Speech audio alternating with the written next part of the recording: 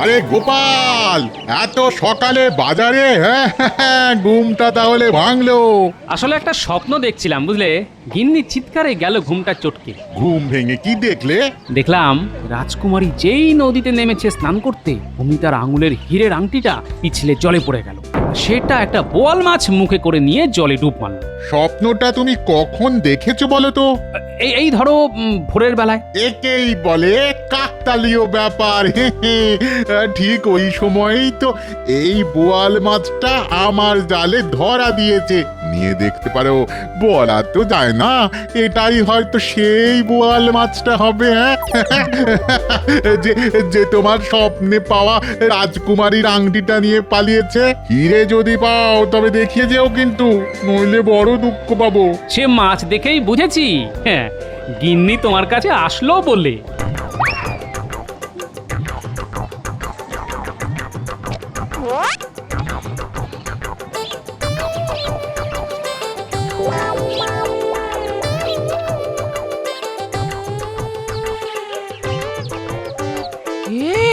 এই মাছের মুখটা খুব চেনা চেনা লাগছে গো, একবার এসে দেখে যাও না।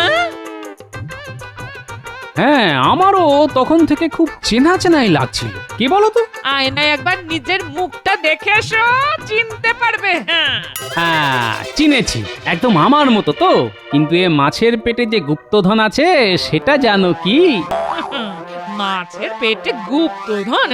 তাহলে তোমার পেটেও গুপ্ত কিছু আছে, কেটে দেখতে হয়। আরে কাটোই না, কিছু না কিছু তো পাবেই। এটা মাছ না মুরগি কিনেছো? এত ডিমওয়ালা মাছের কোনো স্বাদ হয়? আচ্ছা, মাছের ডিমের বড়া কি খেতে খারাপ? হ্যাঁ, আজ বেশ জমিয়ে রাঁধো দেখি, জমিয়ে খাই। কিন্তু গুপ্তধন সেটা কোথায় গেল? মনে হয় পুকুরের জলে রোজ কয়েকশো করে ডুব মারলেই একদিন না একদিন নিশ্চয়ই পাবো। আজ দেখি কয়েকটা ডুব মেরে গুপ্তধন পাই কিনা। কয়েকটা দিন ভালো ছিল লোকটা, মাথাটা এবার বোধহয় সত্যি বিগড়েছে। বলে কিনা মাছের ডিমের ঝোল রাখতে হে পেট ছাড়বে, পেট। আমি কি করব? যাক, যতবার খুশি ততবার যাক। তার উপর নাকি পুকুরে কয়েকশো বার ডুব মারবে, তারপর ভাল্লুকের জ্বর নিয়ে তো কাঁথা মুড়ি দিয়ে শুয়ে থাকবেন। সেবা করতে গিয়ে মরবো আমি? না বাবা না, আমি এত কিছু করতে পারবো না। এলে রেখে যেদিকে দু চোখ যায় সেই দিকে চলে যাব। হ্যাঁ,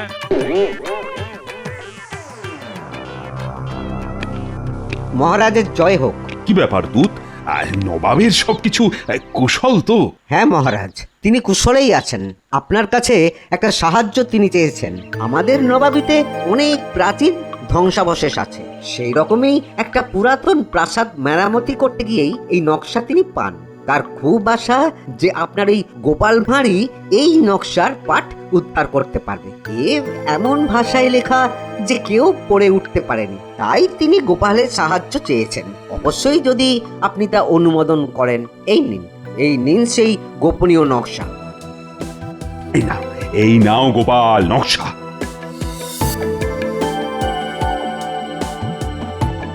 দেখো দেখি নবাবের কাছে আমার মান রাখতে পারো কিনা। আগে আপনি যখন আদেশ করেছেন তখন চেষ্টা করে দেখতে পারি।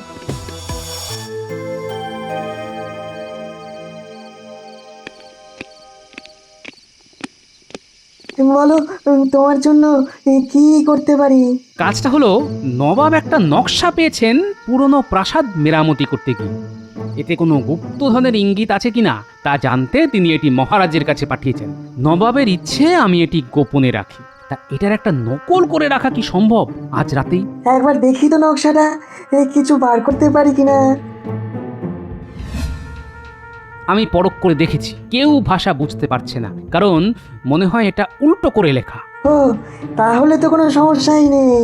মোমের উপর ছাপ তুললেই আসল লেখাটা বেরিয়ে আসবে। তুমি আয়নাটা আনো তো, ওইখানে আছে। হ্যাঁ, আনছি।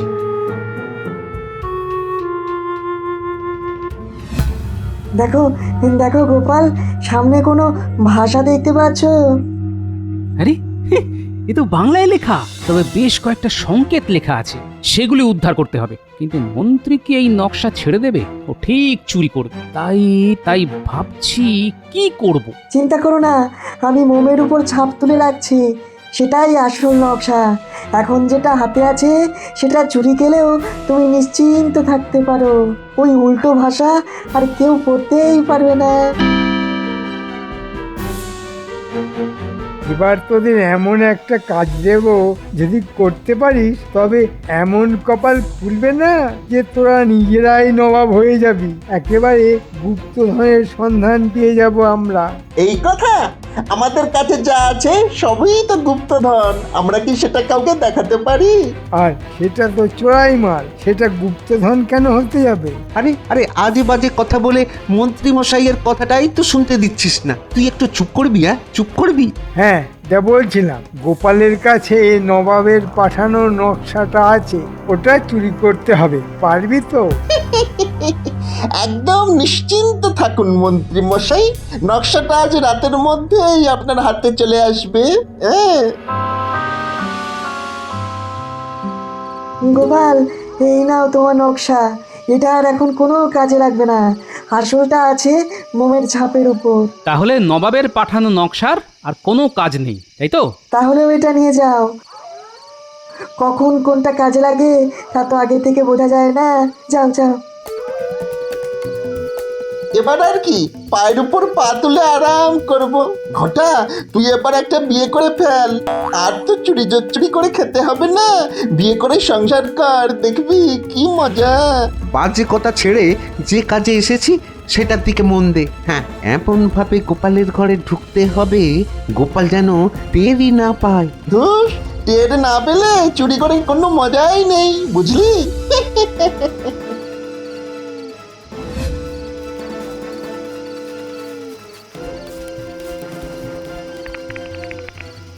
একটা আওয়াজ শুনতে পাচ্ছ? মনে হচ্ছে চোর এসে গেছে। ও এই হাই হাই হাই, এখন আমার কি হবে গো? কি আর হবে? নকশা যখন উনুনে দিয়ে দিয়েছো তখন কি আর তা ফেরত পাওয়া যাবে? উফ, নবাবের কাছে সম্মান একেবারে মাটিতে মিশে গেল। নবাবকে এখন কি জবাব দেবো বলো তো? কি শুনছি রে, গোপালের গিন্নি নবাবের নকশা পুড়িয়ে ফেলেছে? হ্যাঁ, এই জন্যই বলেছিলাম তেলে কাঁঠাল আর গোঁফে গাছ, বুঝেছিস? ওরা এত দেরি করছে কেন? গোপাল কি ধরে ফেললো নাকি? ওরা যদি আমার নাম বলে দেয় তাহলে তো খুব মুশকিলে পড়ে যাব। কি রে, নকশা পেয়েছিস? না, এবারও হলো না। আমাদের কপালে গুপ্তধন নেই মন্ত্রী মশাই। আরে সে কথা পরে হবে, আগে বল নকশাটা কোথায়? গোপালের গিন্নি উনুনে আগুন জ্বালাতে গিয়ে নকশা পুড়িয়ে ফেলেছে। সেটা তোরা জানলি কি করে? নিজের কানে শুনে এলাম, গোপাল তার গিন্নিকে বলছে তোমার জন্যই আমার গুপ্তধন পাওয়া হলো না। আর তার গিন্নি হাউমাউ করে কাঁদছে। কি বলছিস রে তোরা? গোপালের গিন্নি নবাবের দেওয়া গুপ্তধনের নকশা পুড়িয়ে ফেলেছে? এবার নবাব তো ওকে শুলে চড়াবে। মহারাজও গোপালকে বাঁচাতে পারবে না। এক পক্ষে ভালোই হয়েছে, গুপ্তধন পেতাম কিনা জানা নেই, কিন্তু গোপালের এবার মুন্ডু কাটা যাবে। বাঁচলাম বাবা।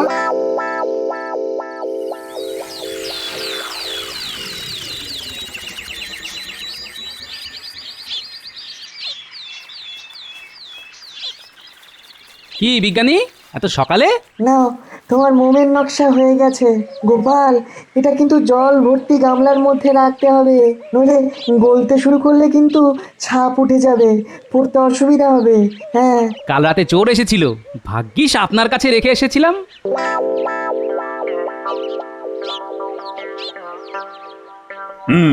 তা গামলায় কি আনলে গোপাল, তাও আবার রাজসভার মধ্যে?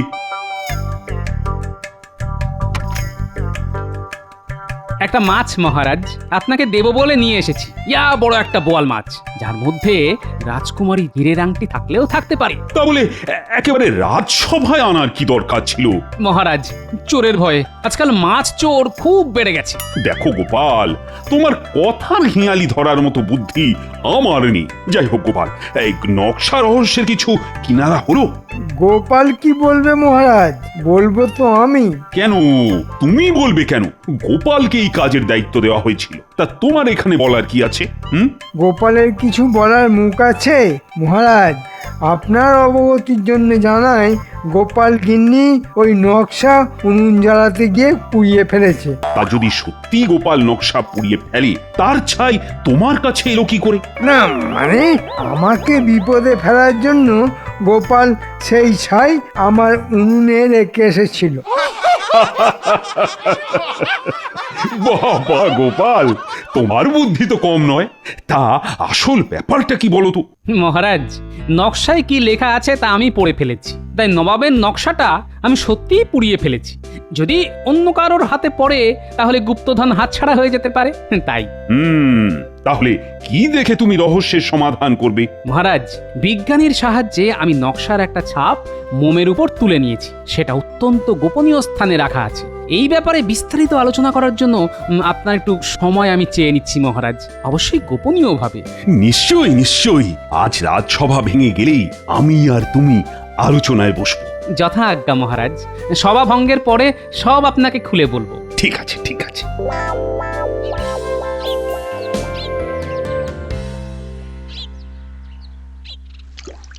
মহারাজ, এই নকশাটা আসলে একটা হেঁয়ালি, উল্টো করে লেখা খাঁটি বাংলায়। কিন্তু উল্টো বাংলা পড়া কারোর পক্ষেই সম্ভব হয়নি।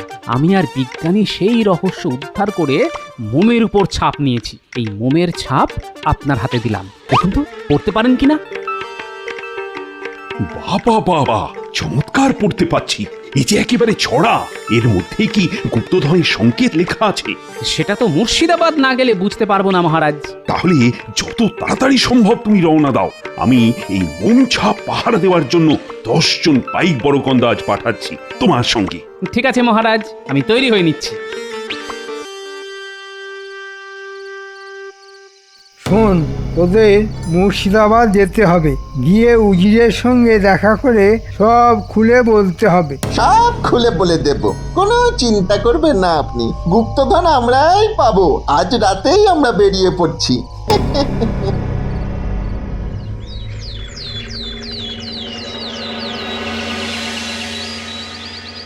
আগে উজির সাহেব, আমাদের কৃষ্ণনগরের মন্ত্রী আপনার কাছে পাঠিয়েছেন। বলো বলো, কি করতে হবে বলো। গোপাল কিন্তু এখানেই আসছে। ও গুপ্তধনের রহস্য উদ্ধার করে ফেলেছে। তিনি আপনাকে বলতে বলেছেন গোপাল যেন এই কাজটা করতে না পারে। আপনি আমাদের দিয়ে আগে ভাগেই করিয়ে ফেললে এই গুপ্তধন আপনার হবে। কিন্তু গোপাল আমাকে বলবে কেন? ও তো নবাবকেই বলবে। সেখানে তো আপনিও থাকবেন। গোপাল যা করতে বলবে সেটা ভালো করে শুনে নিয়ে আগে ভাগেই আমাদের দিয়ে করিয়ে নেবেন। হ্যাঁ, বুদ্ধিটা মন্ত্রী ভালোই ভেবেছে। দেখি দেখি গোপাল কতটা বলে। আমি জানতাম গোপাল তুমি পারবে। গোপালের কোনো তুলনাই নেই। না না না, এত করে বলবেন না, এখনো কিন্তু গুপ্তধন উদ্ধার হয়নি। তাহলে বলে ফেলো গোপাল, তোমার বুদ্ধির ঝোলাটা এবার খোলো। কি পেলে সেটা তো বলবে নিশ্চয়ই। আসলে হুজুর, বিষয়টা সবাই উদ্ধার করতে পারত, কিন্তু যিনি এই হেয়ালি লিখে গেছেন তিনি খুবই বুদ্ধিমান। পুরোটাই উল্টো বাংলায় লিখেছেন, তাই কেউ সেটা পড়তে পারেনি। আমি সেটা বুঝতে পেরেছিলাম, তাই মোমের উপর ছাপ নিয়ে নিয়েছি। এই দেখুন, এই দেখুন সেই মোমের ছাপ। এবার পড়তে থাকুন। পেল্লাই যত কেল্লা আছে সেখান থেকে 400 পা, পূবেও না দক্ষিণেও না, উত্তরে আছে বেগুনধা। এর মানে তো কিছুই বুঝতে পারছি না, তুমি কি পেরেছো? জি হুজুর। আচ্ছা, এখানে পেল্লাই নামের কোনো কেল্লা আছে? তার খোঁজ পেলে কিন্তু কাজটা অনেক সহজ হয়ে যাবে। এখানে আশেপাশে তো কেল্লার কোনো অভাব নেই। তবে তবে হ্যাঁ হ্যাঁ হ্যাঁ, এক সময় বেগুনধা বলে একটা গ্রামের জমিদার ছিলেন পেল্লাই খান। আর একটা কেল্লা আছে। ব্যাস, তবে তো হয়েই গেল। ওখানেই যেতে হবে। মনে হচ্ছে পেল্লাই যত কেল্লা শব্দের মধ্যেই সমাধান লুকিয়ে আছে। আজ রাতেই ওখানে যাওয়া ভালো। নবাব, রাতে ওই রাস্তা খুব বিপজ্জনক। তার চাইতে সকালেই বরঞ্চ যাওয়া ভালো। ঠিক কথাই বলেছে উজির, কাল সকালে যাওয়াই ভালো। হুজুর, এই মোম ছাপ খুব সাবধানে রাখা উচিত। নিশ্চয়ই তাই থাকবে। হ্যাঁ হ্যাঁ, মন্ত্রী ঠিকই বলেছে। গোপাল হেয়ালির সমাধান করে ফেলেছে। মুখস্থ করে রাখো তো, পেল্লাই যত কেল্লা আছে সেখান থেকে 400 পা, পূবেও না দক্ষিণে না, উত্তরে গেলে বেগুন্ধা। কিরে শুনলি তো? মুখস্থ বলতো। ও মুখস্থ নিয়ে আপনি চিন্তা করবেন না, একবার যখন শুনেছি তখন জীবনে আর ভুলবো না। কিরে ঘটা, ঠিক বলেছি তো? হ্যাঁ হ্যাঁ ঠিক বলেছিস। তবু উজির মশাই আপনিও একটু মুখস্থ রাখবেন। সামান্য একটা ছড়া মুখস্থ রাখতে পারবো না? হ্যাঁ, আজ রাতেই কিন্তু আমাদের বেরোতে হবে। তোমরা তৈরি তো? হ্যাঁ হ্যাঁ, আমরা সব সময় তৈরি থাকি। এটাই পেল্লাই খানের কেল্লা। হ্যাঁ, এরপর কোন দিকে যাবো রে? দাঁড়ান, ছড়াটা মনে করি। পশ্চিমে নয়, উত্তরে নয়, দক্ষিণে যাও বেঁকে। কিরে ঘটা, ঠিক বললাম তো? না, মনে হয় একটু ওই ভুল বলেছিস। ছড়াটা হবে দক্ষিণে নয়, উত্তরে নয়, পূব দিকে যাও হেঁটে। তোরা কি রে, একটা ছড়া মুখস্থ রাখতে পারিস না? দাঁড়া দাঁড়া দাঁড়া দাঁড়া, আমাকে মনে করতে দে। হ্যাঁ হ্যাঁ, মনে পড়েছে। পূব দিকে যাও হেঁটে। এই বটা বটা, হেঁটের সঙ্গে কি মিল যায় রে? কেন ঘেঁটের? ঘেঁটের সঙ্গে খুব ভালো মিল যায় ঘেঁটের। তোকে আমি ছড়ার মিল দেখাতে বলেছি। আসল ছড়াটায় কি ছিল? কোন দিকে যাওয়ার কথা ছিল? দেখুন, সব কটা দিক কিন্তু ভেবে ফেলেছি, একবারও কিন্তু পশ্চিমে যাওয়ার কথা ভাবিনি। আমার মনে হয় পশ্চিমে গেলে ওই গুপ্তধনের সন্ধান পাওয়া যাবে। ঘরটা একেবারে ঠিক বলেছে, পশ্চিমে যাওয়ার কথা আমরা ভাবিনি। চল চল সেদিকেই যাই, না হলে ফিরে আসবো। চলুন তাহলে, 400 পা হেঁটে গেলেই গুপ্তধন। ভাবতেই আমার এত আনন্দ হচ্ছে না, তা কি করে আপনাকে যে বোঝাই উজির মশাই। আরে আরে, কত দূর! এই অন্ধকারে আজ হাঁটতে পারছি না রে। এই তো উজির মশাই, আমরা 380 পা এসেছি, আর 20 পা এগোলেই গুপ্তধন।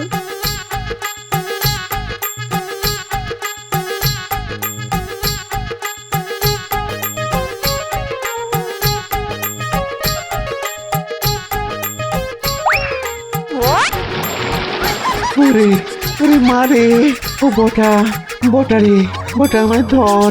উজির মশাই, একবার এদিকে আসুন তো, ঘটাকে ধরতে হবে। হ্যাঁ হ্যাঁ, চল চল চল চল, ঘটাকে ধরি চল। আরে আমিও যে পড়ে গেলাম। চারিদিকে এত পাক। উজির মশাই আসুন না, আমাকে ধরুন। দুজনেই পড়ে গেল। আমি কি করি? ওদের আর বাঁচানোর দরকার নেই। চাচা আপন প্রাণ বাঁচা, আমি পালাই। এগি এগি, বাঁচাও বাঁচাও, মরে গেলাম মরে গেলাম।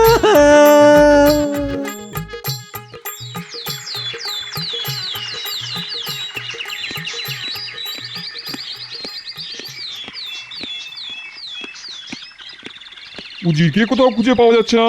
চলো গোপাল, আমরা রওনা হই। উজির সম্পর্কে যা ভেবেছিলাম সেটাই বোধহয় সত্য হলো। হুজুর, এই তাহলে পেল্লাই খানের কেল্লা। হ্যাঁ, এটাকে সে নামেই ডাকা হয়। চলুন হুজুর, কেল্লার একেবারে সামনে গিয়ে দাঁড়াই। সেখান থেকে 400 পা যেতে হবে। ছড়াটা মনে আছে তো? পূবেও না, দক্ষিণে না, উত্তরেতে বেগুন্ধা। হ্যাঁ হ্যাঁ, ঠিক তাই ঠিক তাই। আসলে এই গ্রামটার নাম বেগুন্ধা। একসময় এখানকার রাজা ছিলেন পেল্লাই খান নামের এক জমিদার। তার ছিল প্রচুর ধনরত্ন, কিন্তু তার মৃত্যুর পর সেই রত্ন বা বিপুল মোহরের ভান্ডার কিছুই খুঁজে পাওয়া যায়নি। তাই সকলের ধারণা কোন গুপ্ত স্থানে তা লুকোনো আছে। এবার সেই রত্ন ভাণ্ডারের খোঁজে আমরা এগিয়ে যাই। চলুন, এক পা করে আমরা 400 পা উত্তর দিকে এগিয়ে যাই। কিরে ঘটা, এখনো বেঁচে আছিস ভাই? আমার চারিদিকে পচা জলের পাক। কি দুর্গন্ধ রে বাবা রে! আর দুদণ্ড থাকলেই মনে হচ্ছে মরে যাব। আমারও সেই অবস্থা রে বটা। আমরা একটা কাদা মাটিতে পড়ে আছি। কারো সাহায্য ছাড়া আমাদের ওঠার কোনো উপায় নেই রে। বাঁচাও বাঁচাও বাঁচাও, কে কোথায় আছো? আমাদের বাঁচাও। গোপাল, আমরা ঠিক কপা হেঁটে এলাম? একদম 400 পা। এবার যেখানে আছে বেগুন্ধা থেকে 100 পা বেঁকে বাম দিকে যাও চলে, দেখতে পাবে জলে একটা মস্ত মাছ। গুপ্তধনের আঁচ। নবাব বাহাদুর, এবার আমাদের 100 পা বাঁদিকে যেতে হবে। সেখানে নিশ্চয়ই কোনো পুকুর আছে, আর সেখানেই আছে গুপ্তধন। চলুন বাঁদিকে এগোই, মাত্র 100 পা।